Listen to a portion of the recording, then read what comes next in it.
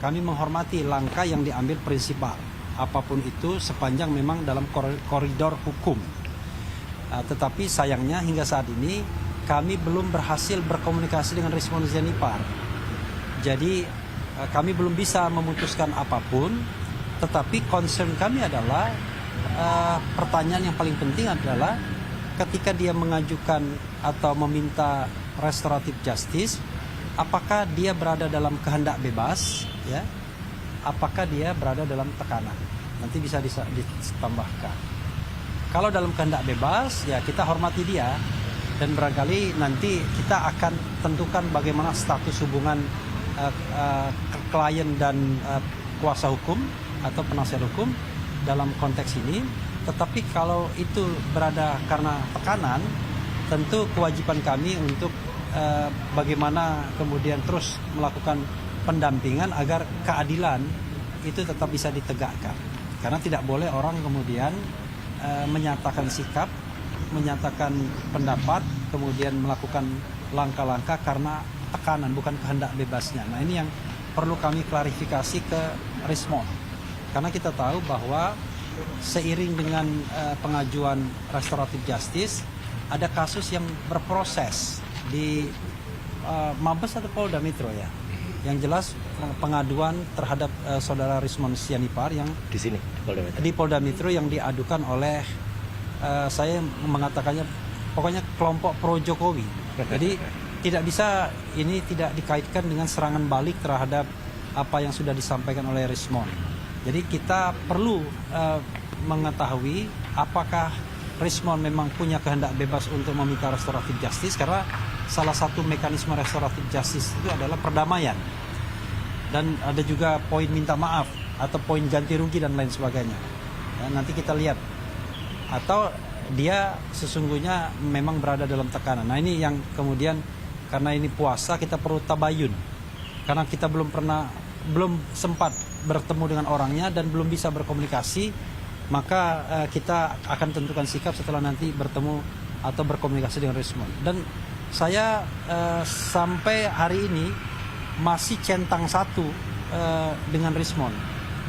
Jadi saya tunjukkan kepada rekan-rekan sekalian bahwa komunikasi saya sampai jam berapa ya? Semalam kita waktu live pukul 7.29 tadi pagi ya. Saya mengatakan mohon minta RJ itu kehendak bebas dari Rismon ataukah karena Rismon terpojok dengan laporan soal ijazah dan lain sebagainya ya. Jadi kita ingin betul-betul ada hal yang memang betul-betul clear.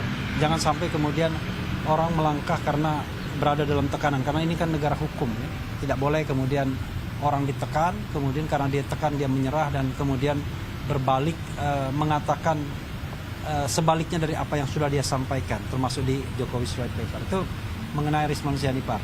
Nah, mengenai Rismon ini sebelum saya melangkah yang kedua, materi yang kedua, apakah ada tambahan mungkin dari Mas Ron kalau mau menambahkan? Nanti aja waktu, nanti ya. Oke. Nanti aja setelah. Ada tambahan dari Mas Irawan? Ya. Oke, silakan. Terima kasih. Kami ini di samping sebagai advokat juga sebagai penegak hukum. Jadi kita terikat pada hukum dan juga pada kode etik. Dan yang hierarkinya lebih tinggi daripada hukum. Oleh sebab itu kami ingin merujuk kepada kode etik advokat yang mengatakan kita ini tidak boleh mengundurkan diri apabila klien sedang membutuhkan atau sedang dalam posisi apabila kita mengundurkan diri dalam keadaan merugi. Nah, apa yang disampaikan oleh Mas Refli tadi mengatakan bahwa kemungkinan dia berada dalam tekanan. Dengan demikian,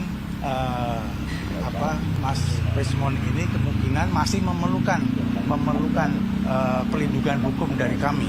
Pertanyaan apakah ya? Ada apakahnya?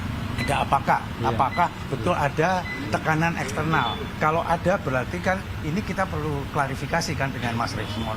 Sebelum ada klarifikasi ini, kami masih tetap mengatakan bahwa kami masih merupakan advokatnya Pak Rismon Sianipar. Jadi adalah haknya beliau untuk menyatakan pendapatnya dan sikapnya. Nah, sehubungan dengan apa yang telah disampaikan, saya ini juga salah satu kuasa ya, CLS nanti. Oh, CLS nanti. Okay. Rismon dulu. Rismon. Ada tambahan buat soal Rismon? tambahkan yang penting. Ya. Oh ya, kalau cukup sudah ya. Oke. Dugaan memang ada hubungannya sama laporan soal Begini, kita tidak bisa menduga dong. Yang namanya hukum kan yang pasti-pasti aja. Yang jelas kita belum bertemu dan belum berkomunikasi dengan Rismond sejak kemarin. Jadi sejak kita mengetahui ada press conference dari Direskrimum ya, yang mengatakan bahwa Rismond sudah mengajukan restoratif justice sejak tanggal 3 Maret. Ya. Nah itu kita baru tahu dari sana dan dengan informasi itu saya sudah langsung komunikasi dengan Rismond, tapi rupanya unfortunately sampai sekarang belum dijawab WA saya dan juga belum diangkat telepon saya. Dan mungkin teman-teman lain juga mengupayakan, tetapi intinya kita ingin tabayun dulu dan kita tidak bisa memastikan apakah ada tekanan atau tidak, apakah ini kehendak bebas atau tidak. Ya, jadi akan ada sikap selanjutnya setelah kita bertemu dengan Rismond, dan itu menurut saya dalam kerja-kerja hukum itulah yang paling baik. Ya, tidak didasarkan pada jawab jinawab press conference, tapi memang pertemuan antara klien dan kuasa hukum atau penasihat hukum. Oke, ada lagi. juga dia ada temuan baru yang bisa jadi berbeda dengan isi buku Jokowi Soal Paper. Itu sebenarnya sudah dikomunikasikan.